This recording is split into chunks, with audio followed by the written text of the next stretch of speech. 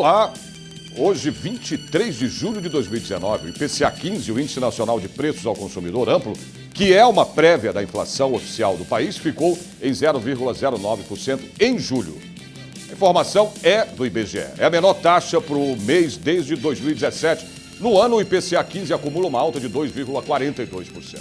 A queda nos preços dos combustíveis voltou a pressionar o índice para baixo, mesmo com os aumentos das passagens aéreas e energia elétrica.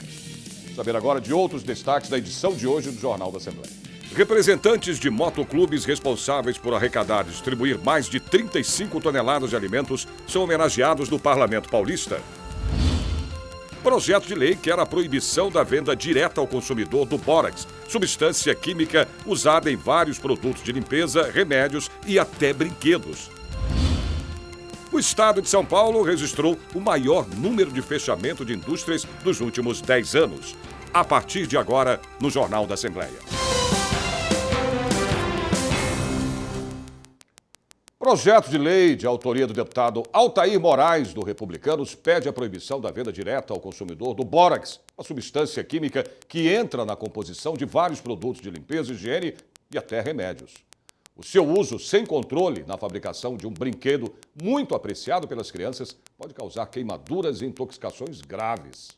Mistura gelatinosa que pode ser comprada pronta nas lojas ou produzida em casa mesmo vira febre entre crianças, adolescentes e até adultos, mas pode trazer problemas para quem usa. É o chamado slime, que quer dizer lodo em tradução literal, e apareceu pela primeira vez no filme Ghostbusters, Caça-Fantasmas. Transformada em brinquedo, ganhou fama em todo o mundo nos anos 80. Graças à internet, a massinha viralizou entre várias faixas de público. Para se ter uma ideia da força da propagação do slime, só que no YouTube é possível encontrar milhares de vídeos sobre o assunto. A maioria é de receitas caseiras para preparar a massa. Colorida, maleável, podendo ser modelada em vários formatos como se fosse uma geleia amolecida nas mãos, ela tem a possibilidade de esticar, enrolar e ganhar várias formas, o que, segundo os usuários, a torna um brinquedo muito atrativo e relaxante. Como é que você brinca com isso? Estico, enrolo na mão, aperto. E aí você gosta porque é desestressante, é isso? Sim. É? E é super bonito. É super bonito. É uma sensação muito boa de mexer E nisso. você fica quanto tempo brincando com isso? Acho que uns 20, 30 minutinhos. Os materiais que mais aparecem nas fórmulas caseiras são cola branca, tinta ou corante, produtos de higiene como shampoo, espuma de barbear, sabão líquido e detergente. E ainda água boricada, bórax, bicarbonato de sódio.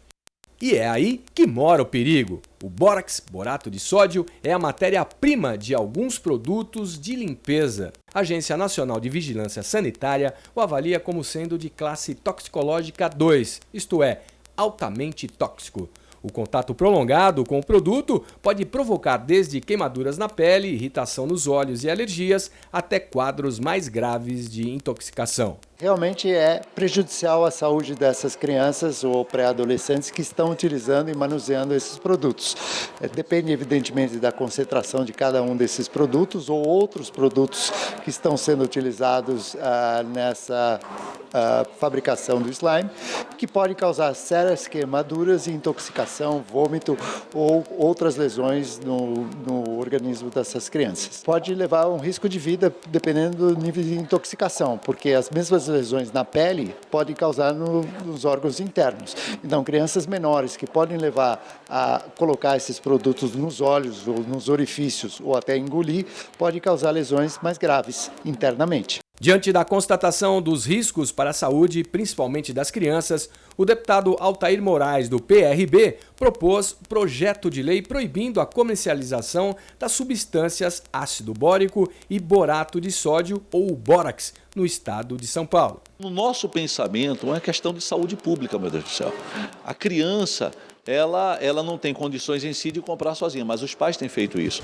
Então, tudo que não é proibido é permitido. Então, se é permitido, os pais compram e até fazem brincadeiras com as crianças. Só que as crianças estão sendo prejudicadas por isso. A intenção do projeto é justamente isso, é que para proteger mais as nossas crianças, dar uma conscientização melhor aos pais. Existem lojas com filas enormes, com os pais comprando bórax. Olha que coisa absurda, uma substância que é altamente tóxica, que prejudica as crianças, está sendo vendida assim à torta e à direita. Então, são coisas que a gente não dá para engolir, não dá para aceitar esse tipo de coisa. Eu acho que você proibir para o consumidor final é muito importante, porque ele é vendido de uma forma não adequada, não controlada. Brinquedos, como a gente comentou, devem ser regulamentados pelo Inmetro, isso é uma regulamentação desde 1988. Então, o Inmetro, para os pais que estão assistindo, utilize-se de produtos que são regulamentados pelo Inmetro, brinquedos que são. O caseiro, feito dessa forma, com esses produtos que são verdadeiramente tóxicos, podem ser extremamente prejudiciais para as suas crianças. Motoclubes do estado de São Paulo arrecadam e distribuem mais de 35 toneladas de alimentos por ano às entidades sociais. Os grupos foram homenageados aqui no Parlamento Paulista. O evento teve o apoio do deputado Márcio da Farmácia do Podemos. Jaime é presidente do motoclube Os Ursos. São cerca de 40 integrantes que todos os meses pegam a estrada e rigorosamente fazem atendimento social. Ele diz que ao menos 80 quilos de alimentos para doações estão garantidos mensalmente. Mas esta é só uma parte da assistência social que o grupo faz. Tem também visita e doações para lar de idosos, atendimento a crianças e moradores em situação de rua. Atender essas pessoas na rua, em condições de moradores de rua, não só fazer a entrega, mas também pelo fato de você levar um abraço, ouvir a história da pessoa. Então isso não tem preço, né? Na questão da criança, a gente ajuda também uma instituição que abriga crianças com câncer. Então a gente faz a festa do Dia das Crianças e ajuda mensalmente também essas crianças. Integrantes de 26 motoclubes do estado de São Paulo, que juntos arrecadam 35 toneladas de alimentos por ano, foram agraciados com a medalha São Paulo, em evento promovido pela Associação Instituto Histórico Militar. O deputado Márcio da Farmácia foi representado pelo sargento Luciano Galesco, segundo suplente do partido. Tudo é envolvido, o fato de eles estarem fazendo o bem para a sociedade, e eles se identificam muito com o motociclismo, né? Que é uma cultura que nós sofremos até um certo preconceito, porque o pessoal vê assim, isso significa que nós todos somos iguais, perante a Deus, perante a sociedade, somos todos iguais. E no motoclube a gente se identifica muito através disso. Para participar destes grupos e clubes de motociclistas, é importante compartilhar valores como o espírito de solidariedade. Bilu criou uma comunidade de motociclistas que se comunica pelas redes sociais. O nome? As Calcinhas, uma brincadeira para chamar a atenção de moças e mulheres que se dedicam a um trabalho bem sério.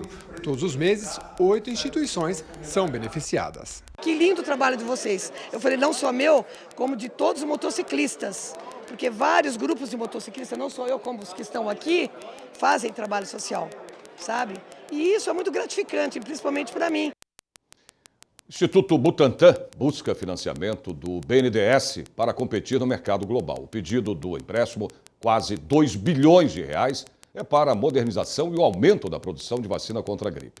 O instituto, considerado um dos principais centros científicos do mundo, é responsável por 51% da produção de vacinas e 46% de soros para uso preventivo e de curativos no Brasil. O Butantan integra o Hospital Vital Brasil, especializado no atendimento a vítimas de animais peçonhentos. É a primeira vez, desde a criação, em 1901, que a produção busca o mercado internacional.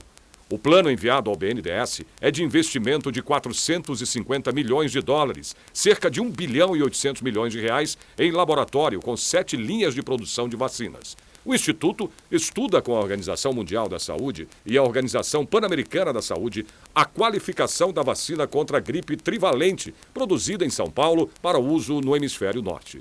O trabalho desenvolvido hoje é financiado principalmente com recursos do governo paulista, que discute sua privatização desde o governo passado. Na última semana, o Butantan foi um dos 7 laboratórios que tiveram suspensos os recursos do governo federal para a fabricação de medicamentos fornecidos gratuitamente pelo SUS. Sessão solene aqui no Legislativo Paulista prestou homenagem aos profissionais de contabilidade do Estado de São Paulo. Confira na reportagem do Guga Mendonça. O papel do profissional da contabilidade nas empresas mudou muito nos últimos anos. Ele deixou de ser responsável por encargos burocráticos e assumiu a posição de gestor. Afinal, é o profissional da contabilidade que detém as informações que auxiliam os empresários a tomarem decisões estratégicas para o bom andamento dos negócios. A sessão solene que aconteceu aqui no Parlamento Paulista, no plenário Juscelino Kubitschek, por iniciativa do deputado Itamar Borges, do MDB, comemorando o Dia do Contabilista. O profissional da contabilidade tem muita importância para o Estado, para o Brasil, para os municípios e, consequentemente, para o Legislativo. Nos últimos anos, a profissão passou por mais uma grande mudança com a harmonização das normas contábeis brasileiras, das normas para a área pública e para a auditoria aos padrões internacionais. É um prazer enorme estar aqui pelo nosso deputado estadual Itamar Borges, ser recebido aqui. Isso é um grande prazer. E estar representando aqui a nossa classe contábil, os nossos profissionais de contabilidade. Fico muito feliz. O Brasil tem cerca de 500 mil contadores registrados e 170 mil desses só no estado de São Paulo. A contabilidade do Brasil foi formalizada nos anos 30. O meu avô, Oscar Castelo Branco, foi um dos fundadores do primeiro núcleo de contadores aqui do estado de São Paulo, e eu reputo de extrema importância o reconhecimento e a gratidão a esse profissional, sem o qual nada funciona, principalmente a nossa área financeira.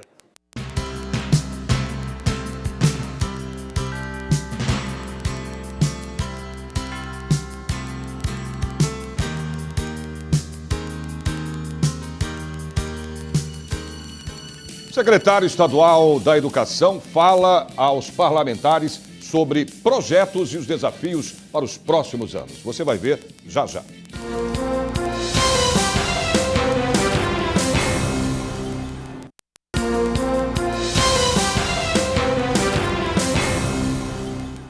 O Estado de São Paulo registra o maior fechamento de indústrias dos últimos 10 anos. O levantamento relativo aos 5 primeiros meses de 2019 é da Junta Comercial de São Paulo.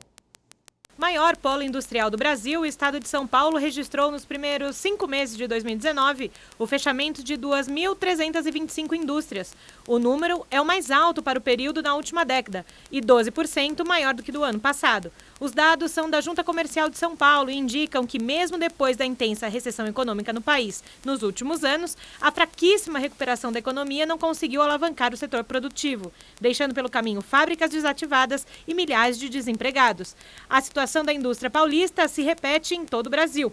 Além do encerramento das atividades de empresas de pequeno porte, grandes grupos fecharam unidades consideradas menos produtivas e concentraram a produção em outras mais modernas, quase sempre sem levar a mão de obra. Mesmo com esse cenário econômico, de janeiro a maio deste ano, quase 4.500 empresas foram abertas no estado de São Paulo. Porém, segundo alguns analistas econômicos, houve um encolhimento na produção. Empresas grandes e médias foram fechadas e pequenas empresas foram criadas. Entre 2014 e 2018, o PIB brasileiro acumulou queda de 4,2%, enquanto da indústria de transformação no país caiu 14,4%. Recente projeção do governo federal aponta para um PIB de 0,8% no Brasil em 2019. Comissão de Educação aqui da Assembleia Legislativa recebeu o secretário estadual de Educação. Rocieli Soares falou sobre projetos e também dos desafios para os próximos anos. O plenário Franco Montoro estava lotado, em grande parte pelos professores da Rede Pública Estadual de Ensino de São Paulo. Mas no tempo regimental da casa, faltou quórum entre os deputados. Mesmo assim, os parlamentares decidiram ouvir o secretário estadual de Educação numa espécie de reunião informal. Distribuído para os municípios. Rocieli Soares falou durante 3 horas. Disse que o orçamento da educação para 2019 é de 18 bilhões de reais e que um dos desafios da pasta é melhorar o índice de desenvolvimento estudantil de São Paulo. Ao todo, o estado tem 3,5 milhões de estudantes em mais de 5 mil escolas. O estado de São Paulo está fazendo o oposto do que o governo federal faz. Enquanto o governo federal está tropeçando vez após vez na pasta da educação, aqui em São Paulo a gente está muito bem encaminhado. Eu acredito que se a educação de São Paulo não melhorar na gestão do secretário Roscielli e do secretário executivo Haroldo, acho que não melhora nunca mais. Já o deputado Carlos Gianazzi, do PSOL, disse que alguns pontos deixaram de ser esclarecidos. O secretário não tocou em questões gravíssimas da rede estadual, como a questão salarial, a questão da database, a questão do não pagamento dos 10,15% que os professores já ganharam na justiça, a questão do quadro de apoio escolar, que tem um salário abaixo do salário mínimo regional. A reunião foi coordenada pela presidente da Comissão de Educação, a deputada professora Bebel, do PT. Porque ficar falando no abstrato que o aluno tem que aprender, eu entendo que ele tem que aprender. Mas aprender com 40, 50 alunos nas salas de aula e dizer que baixou o número de matrículas, e é verdade, há uma baixa na taxa de natalidade, mas se vocês pegarem a taxa de redução de alunos no município, é menor que a do Estado. Então o Estado está fechando salas e por isso está diminuindo vertiginosamente o número de alunos na rede estadual de ensino.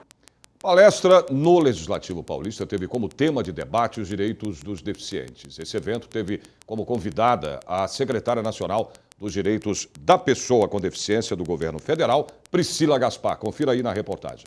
Quando deficientes auditivos se reúnem, os gestos logo revelam que há uma conversa. Mas, em geral, se estão sozinhos, há uma invisibilidade. Muitos ouvintes que nos abordam, por exemplo, na rua, e pensam que a gente não tem nenhuma deficiência porque ela não é aparente. Mas, na verdade, eu sou surdo, então eu acho que é importante respeitarem isso. O meu direito é linguístico e ter visibilidade para mim enquanto pessoa e a minha deficiência também. Eu acho que é importante a sociedade valorizar o surdo. Segundo o último censo do IBGE, a deficiência auditiva atinge cerca de 9.700.000 brasileiros. É cerca de 5,1% da população. Deste total, 342 mil são surdos, 7,5 milhões têm algum problema auditivo. Camila Indalécio é surdo-cega.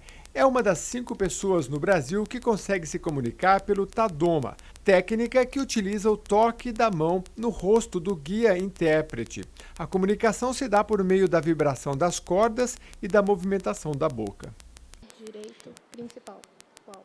A comunidade surda, sim, sabe onde são os principais direitos. Já na comunidade das pessoas com surdo e cegueira, o acesso à informação é muito limitado, devido às formas de comunicação das pessoas com surdo e cegueira. Por exemplo, quando esse surdo ele perde a visão, a acessibilidade dele fica bem reduzida e é onde eles acabam ficando excluídos da sociedade e acabam também sendo excluídos das informações sobre a questão de seus direitos. O deputado Adalberto Freitas, do PSL, é autor do projeto de lei 564 de 2019, que estabelece que órgãos da administração pública tenham intérpretes ou tradutores de Libras, a língua brasileira de sinais. Para a palestrante, a demanda é importante, principalmente nas áreas da educação e saúde. Penso que principalmente para a defesa, onde nós encontramos maior dificuldade na área da educação, mas diversos espaços, tais como órgãos públicos. O que nós temos de mais grave, além disso, é na saúde, a comunicação dos surdos com os médicos, enfermeiros, recepcionistas. Nos equipamentos de saúde temos muito problema de comunicação e necessitaríamos de intérpretes de Libras lá. Para a palestrante, os direitos humanos dos surdos são uma causa que precisa ser abraçada por toda a sociedade. Sim, gostaria de pedir para a sociedade, de modo geral e nas mais diversas esferas, no governo municipal, estadual e federal, a garantia dos direitos dos surdos como cidadão nessa sociedade.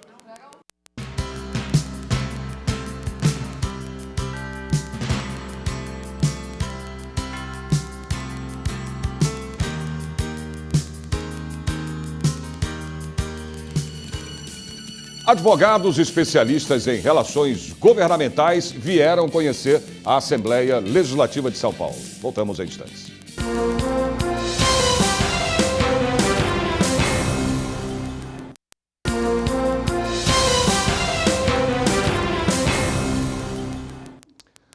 prefeito autorizou e outro cancelou o título de ocupação de terras em Pirapora do Bom Jesus. E mais de 300 famílias vieram aqui à Assembleia Legislativa pedir ajuda. A reportagem da Priscila Silvério. Pedro mora no bairro Parque Paiol 1 há 27 anos, mas ele recebeu a notícia que deve sair de casa. Não tem para onde ir, né? Não tem para onde ir. A única solução é a prefeitura, né? A prefeitura tem que ter um canto aí para nós, que a gente não invadiu. Se a gente invadisse, era outra coisa, mas ninguém não invadiu, entendeu? Aí é isso que está acontecendo com todo mundo, é isso aí. Pedro mora com a mulher e um filho. Eles e outras 57 famílias que moram na Rua das Margaridas têm até julho para deixar o local. Todos os anos, depois mesmo que ele entrega, ele vai dando documento, vai dando os terrenos para as pessoas, vão doando os terrenos de boca. E quando chega em ano eleitoral, eles vão lá e dão o documento na mão dessas pessoas, assinando, doando por 90 anos. E essas mesmas pessoas estão sendo hoje, vamos dizer, lesadas. Procura lá o prefeito disse que não tem nenhuma responsabilidade. A cidade de Pirapora do Bom Jesus tem 373 famílias que moram em área de preservação ambiental ou debaixo de torres de transmissão. Todas elas correm o risco de perder suas casas. A primeira fase de reintegração de posse já retirou 21 famílias do local. Sara morava na Viela Souza, de onde as famílias foram retiradas. Ela foi com os 2 filhos para a casa da cunhada na Rua das Margaridas, que agora também está em risco. É difícil, né? Você mora tanto tempo num lugar, daqui a pouco do nada aparece, despeja você e fica por isso mesmo. É difícil. As famílias foram recebidas pelo deputado Carlos Gianazzi do PSOL, que pediu apoio da Defensoria Pública da Casa. O caminho me parece ser uma interlocução com o poder público para que, ao menos, se elas forem de fato retiradas de lá, haja alguma alternativa habitacional, né, que a gente consiga oferecer, o poder público consiga oferecer um atendimento habitacional em outro local para que essas pessoas não fiquem ao relento, né, depois de tantos anos morando nesse local. Depois da audiência pública, o grupo foi até o plenário Juscelino Kubitschek para pedir apoio aos parlamentares. A prefeitura não pode jogar essas pessoas na rua, porque elas estão morando lá há um bom tempo. Se a prefeitura tem algum projeto de desapropriação, ela tem que apresentar uma outra proposta, porque as pessoas têm direito à moradia popular. E a Assembleia Legislativa hoje vai entrar nessa luta em defesa da população. Representantes da Associação Amigos da BR-319, que corta parte da floresta amazônica, vieram pedir apoio à deputada Janaína Pascoal, do PSL, para asfaltar a rodovia. E a repórter Mariana Fante acompanhou esse encontro. Com extensão de 885 quilômetros, a rodovia federal 319 corta o estado do Amazonas, ligando as cidades de Manaus e Porto Velho. Integrantes da Associação Amigos da BR-319 entregaram à deputada Janaína Pascoal, do PSL, um manifesto pela pavimentação de aproximadamente 700 quilômetros desta mesma rodovia. Eu entendo que todo brasileiro tem que conhecer a Amazônia, porque é o nosso cartão postal. É, de certa forma, o que nos reflete para o exterior. Entendeu? E se a gente não cuidar da Amazônia, gente de fora vai querer cuidar. Os integrantes da associação retratam uma realidade vivida por quase 4 milhões de pessoas. População total do estado amazonense que sofrem com a falta de abastecimento de alimentos frescos ou ainda com a impossibilidade de escoar e comercializar a produção interna. Hoje, o Amazonas está ilhado. Né? Hoje não, já há 30 anos. Né? Eu já nasci com o Amazonas ilhado, porque a gente não... O Maitá, por exemplo, que é uma cidade que fica perto de Rondônia, é órfã de capital. Né? A gente não tem capital, a gente não pode contar com a nossa capital. Não tem estrada para chegar até lá. Essa estrada ela só funciona durante o verão. Lá, o clima não é tão bem definido quanto em outros lugares. Lá ou está chovendo ou está com sol. Quando está chovendo é impossível passar pela estrada. Então, assim, nós estamos ilhados e nós precisamos de novos modais de economia. A gente precisa ter contato econômico com nossos vizinhos, Rondônia, Acre, né, Roraima, todos ali juntos podem ser mais fortes. Hoje o norte é enfraquecido porque a gente não tem contato nem com os vizinhos. Ainda como sinal desta luta, os integrantes farão uma manifestação percorrendo 700 quilômetros a pé em 23 dias, com saída prevista no dia 10 de agosto da cidade de Humaitá, caminhando até a capital do estado, Manaus. Não adianta o governo dar a semente e não ter para onde escoar o produto. Queremos sim a semente do governo, mas queremos devolver com trabalho e com produto pronto, que ele esteja prontinho para passar pela BR e passar para os outros estados. Não pegar de outros estados, sendo que nós temos o produto. Nós queremos mandar do nosso local para fora. Advogados especialistas em relações governamentais visitaram a Assembleia Legislativa aqui de São Paulo. Eles vieram conhecer de perto o trabalho dos deputados do Parlamento Paulista. No plenário Juscelino Kubitschek, o grupo acompanhou o trabalho dos deputados durante uma sessão plenária. Acostumados a lidar com processos legislativos, a ideia da visita é entender como tudo acontece na prática. A gente faz isso em todos os estados e municípios. Então, todas as assembleias a gente tem um advogado presente, todo município com mais de 200 mil habitantes a gente faz isso de forma presencial. E aqui em São Paulo a gente tem um time grande de mais de 20 pessoas que recolhe essas informações e joga num sistema que a gente criou dentro do nosso próprio escritório. No espaço Quinto Centenário, uma pausa para conhecer as atrações culturais da casa.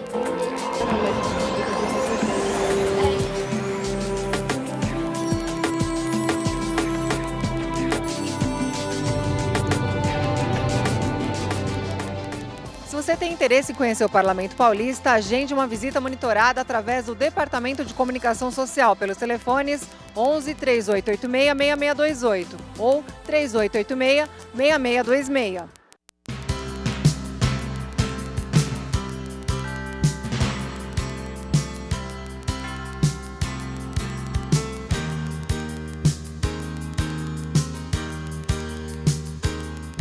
O Jornal da Assembleia desta terça-feira termina aqui, lembrando a você que você pode acompanhar o jornal de hoje, a edição de hoje no YouTube. A gente se vê de novo amanhã a partir do meio-dia. Até lá e ótima tarde para você.